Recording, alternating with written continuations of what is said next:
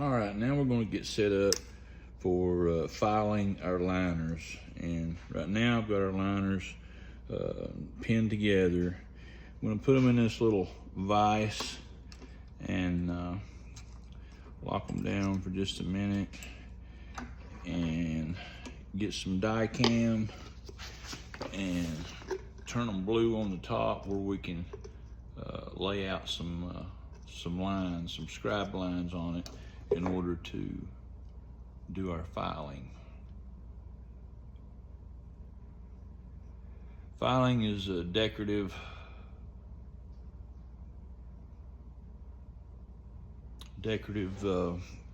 work on pocket knives, filing the liners.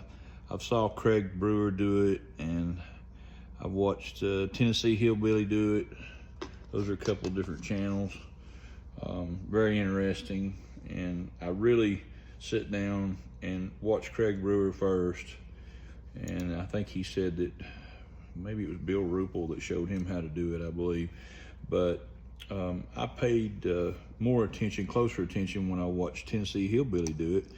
And so I've got a couple magnets here. I'm gonna put, it actually lines up pretty good. And I'm gonna put my ruler down there close. And then what we're gonna do is we're gonna mark, I'm gonna start about a 1/4 inch back from the front of the liner. And I'm gonna mark every 1/8 inch on an odd number, 21 or 23, whatever we come out to at the end of the liner here. I'll show you how we do that. This is just a scribe that I made a long time back on the lathe.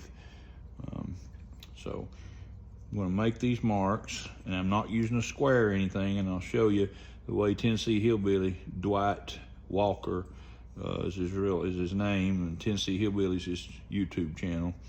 It's the way he does it, and I thought it was pretty cool, and I've used his method a couple of times. So we're gonna mark both the liners, make a little scribe every 1/8 of an inch, just like so. And when I get done, I'll come back to you and show you. Now, at this point, we've got our scribe lines. We're gonna take the liners back out, and I have messed up on this before. Take the liners out, we're gonna take the pins out of the liners, and we want to turn the liners where the inside of the liner is on the outside. So we just move them like this to where we can see the where we've milled it out, and repin them and put them back into the vise like so, up higher than what we had it before, because we're going to start filing. When I get it locked back in, I'll come back to you. Here's the files I'm going to use. I've got some Nicholson needle files. They're 5.5 inch. I'm going to use the triangular one out of that, and then I've got a little bit, I've got a 6-inch triangular, another 6 inch. It's a little bit wider triangular, and then we'll just use a regular old chainsaw file. I forget the diameter on this, but anyway, we start out with a little triangular file, and what we want to do is on each one of our little scribe marks here, 1/8 inch apart, we want to come down on it and just make a little scratch into the liner on each one of those marks.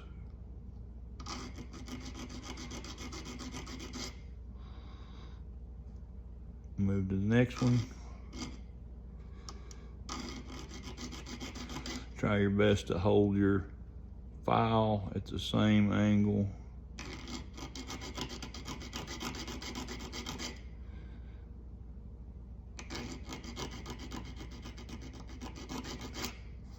And we're gonna go all the way down through here, making these little marks on this side first, just like this, all the way down here, and I'll come back and show you what we do next. One thing that I do is I use these OptiVisors because I'm getting old and I can't see good, so I'm looking through my bifocals as well as these OptiVisors because I'm getting to where I can't see anymore.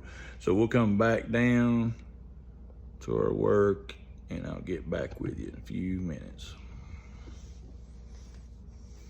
All right, now we're gonna go up. If we've got all of our little tick marks here on this one side, we're going up to the 6-inch file, and we're gonna go every other one. So every other 1/8 of an inch, we're gonna file in with this file. Started right there. I'd already started that one a little bit before I turned the camera on.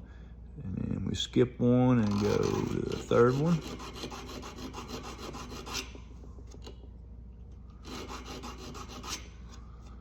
And watch real close and don't go all the way across. You want to get it just to the edge of the middle. And skip one.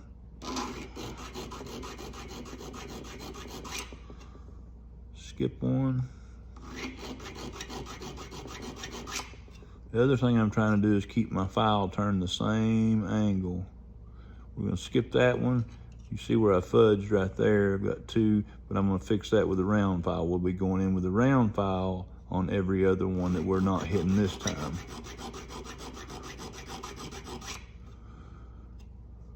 Skip one.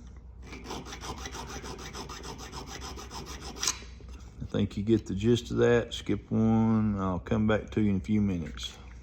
So we've got every other one filed out with our triangular file a little larger. Now we're going to take our round rat-tailed chainsaw file, and we're going to go in between the ones we hit heavier and use this chainsaw file to go the depth we want to go to make the curve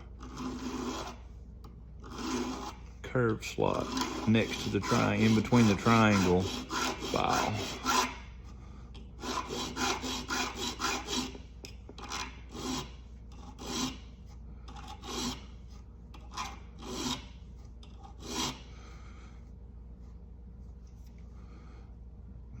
Skip this one, come to this one. I find that pulling down first before I upstroke with the file keeps me from gliding off track. That just works for me. And this is not a tutorial video. This is just showing the way that I do my pocket knives. And I've learned from so many people on the internet. There's all kinds of great channels with tutorials and other people showing the way they do things. And this is something that I really like doing. My grandpas both got me into collecting pocket knives at an early age. I never thought I would be making pocket knives. I wish my grandpas were here to see some of them that I've made. But they're not, and that's okay because they're in a better place than we are. So, and here's the one I hit double by accident, and I made sure it was going to come out on the round file because we can fix that and hide that now. The good thing about some of this stuff, you can change it up when you make a mistake. Sometimes you can't fix it, but thank goodness I fixed that one because you don't want to make no mistakes at this point because everything's fitted up just right, and it would be catastrophic for the whole build if you mess something up at this point. So we got to be really careful. So I think you can kind of see what I'm doing there, maybe see how it's looking. So I'll come back to you in just a minute when we get this done and show you what we do next.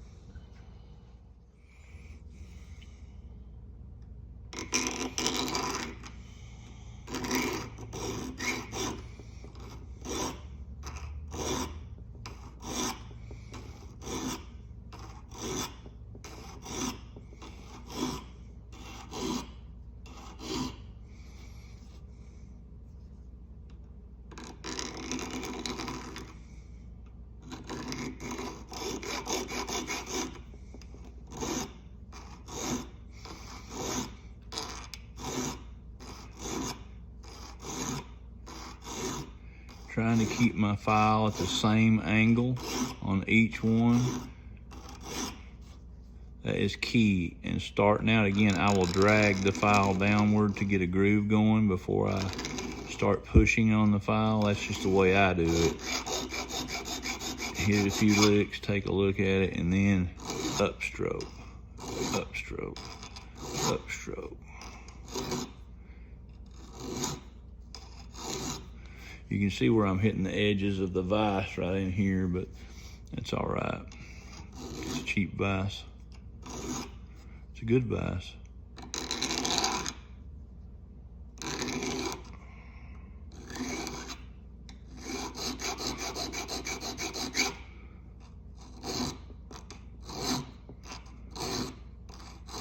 We're getting close to the end on this side. You can see where we're going with this. And what I'll do is I'll go back across here with a little bit bigger triangular file, and I'll freshen up these little spots, and then I'll go back over all of the other ones with another type file that's kind of half rounded on one side. You can see this one's kind of half rounded, and I will take it and actually dress the edges up of where the rounded file's touching the triangular section. So I guess is what you'd call them. So I'll come back in a few minutes and we'll see what it looks like. All right, so we filed on this side. Now it's time to loosen up, turn the liners around, and do the other side. So I've been here for a few minutes working on this, probably about an hour on that one side. Try to get this the same level so your files are the same angle. You want your files to be the same angle on this side that they were on the other side, or you'll end up looking cattywampus when we put it all together. So same thing on this side. Take your triangular, the way I do it, I take my triangular needle file, and on each little tick mark I will cut into it with the small file, make a little mark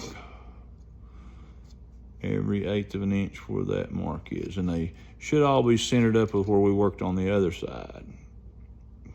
Because if you remember, we had the liners together the opposite way, with the outside of the liners facing outward whenever we marked them. So when we turn them inside out, each one of these marks, regardless if it was square or not, is going to be in the center of the other one. So they should match up, and that's how that works. And that is something I learned from Dwight Walker, the Tennessee Hillbilly. So kudos to you, Dwight. Thanks for the little tip there. It's helped me out. Like I said, Craig Brewer's the first one I've seen do this. I probably learned more from Chris Crawford, from Chris Crawford than anybody. He's got a lot of great tutorials, and I would advise anybody to check him out. That's where I learned to mill the liners out. Learned how to make bushings. A lot of different things that I learned from Chris. So come back here in a few minutes. All right, same thing on this side. You can see I've made my marks down through here. I've used my little bit larger triangular file to go every other one. Now we're going to take our chainsaw file and go every other one. And remember, the way I do it is to drag first, drag it across there, and then upstroke.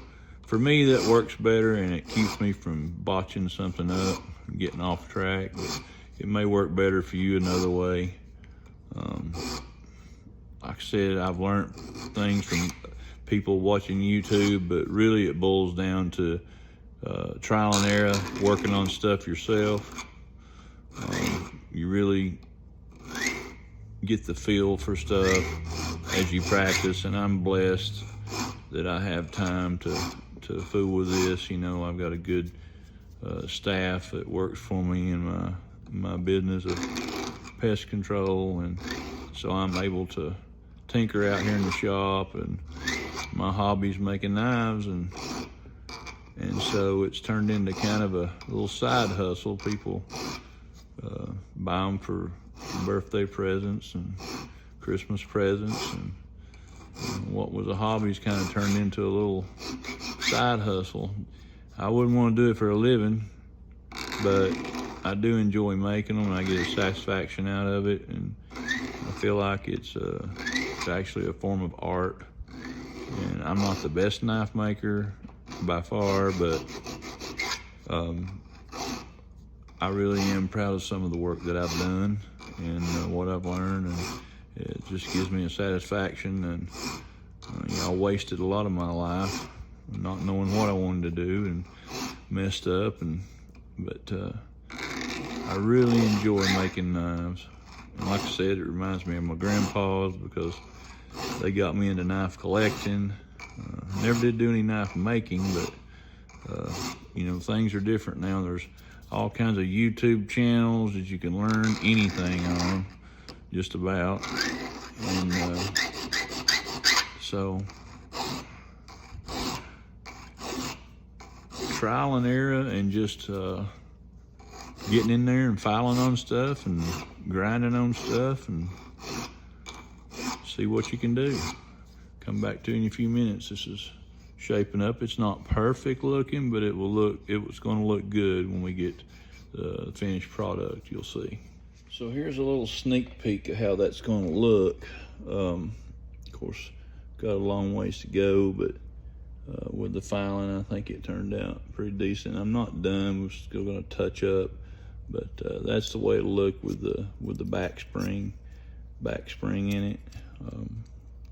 We still got handle material and grinding bevels in the blade, and a long ways to go, but just a little sneak peek of the way that filing really sets it off, I think.